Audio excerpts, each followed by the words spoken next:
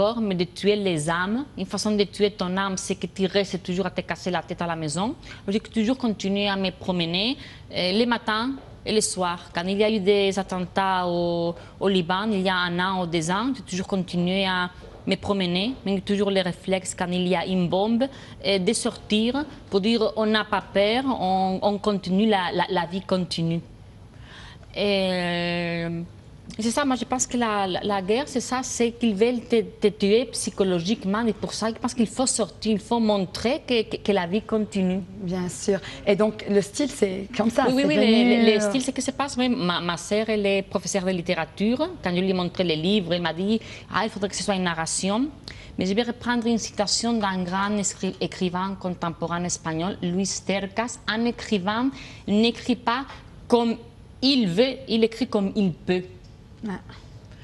Mais ça me rappelle beaucoup un grand écrivain espagnol, Miguel Delibes, qui a écrit dans les années 50 un livre, un roman, Cinco horas con Mario, 5 heures avec Mario, que c'était une rupture au niveau de la thématique. Il a abordé des sujets très délicats comme la guerre civile, les vainqueurs, les vaincus, la religion.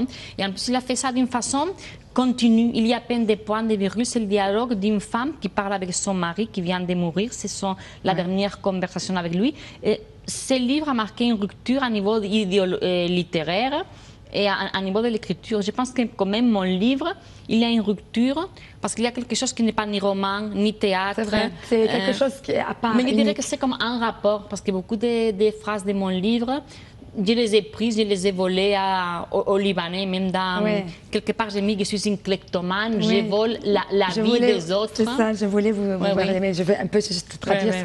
كنت عم بحكي انه اسلوبها هيك فريد من نوعه شوي هيك بتحكي عن يعني كل شيء عم بيصير بقلب ببيتها يعني مارينا وجوزيف على طول موجودين بالبيت اللي هو اوضه صغيره سالتها انه ليه الاسلوب الفريد من نوعه هل هو تلقائيا او هي بتفكر فيه عم بتقلي انه لا هي بلبنان الحرب اكثر شيء انه الناس بتخاف دونك بتقعد ببيوتها دونك شو هي الحرب؟ هي حرب الاعصاب، واحد بحب انه يقتلهم اكيد نفسيا قبل ما يقتلهم، يعني اذا تخبوا ما رح يموتوا ولكن بيموتوا من جوا لانه كل وقت مش عم يقدروا يعملوا شيء، عم بيفكروا على طول شو عم بيصير برا وبالحرب وبالازمه، وهي بتلاقي انه اسلوب كتابها اسلوب كمان فريد من نوعه لانه هيك مثل بين اليوميات والقصه الحقيقيه، يعني بتحس انه هيك مثل كانه اخترعت نوع جديد ادبي كمان. Donc vous dites dans vos interviews, c'est ça, je veux dire que vous êtes en train de voler les mots des autres. Pourquoi vous dites que vous êtes kleptomane de mots? Est-ce qu'il y a beaucoup des mots des gens que vous connaissez et que vous avez remis dans le livre? Oui, même quand j'écris mon livre, je dis aux gens, je suis en train d'écrire un livre qui se passe pendant la guerre. Dis-moi une phrase pour la mettre dans le livre. Les gens m'ont dit des phrases qu'après, comme dans un puzzle, j'essayais d'agencer. Et aussi, je dis, si vous vous reconnaissez dans quelques mots, virgule et soupir, ne portez pas plainte contre moi. Laissez-moi rêver que je suis écrivain. Parce que ce livre aussi, c'est un peu comme un rapport. Parce que les phrases qui sont vitales, importantes, c'est les Libanais, ce sont les Libanais qui les ont dit. Je me suis limitée à les transcrire, à les mettre sur les papiers.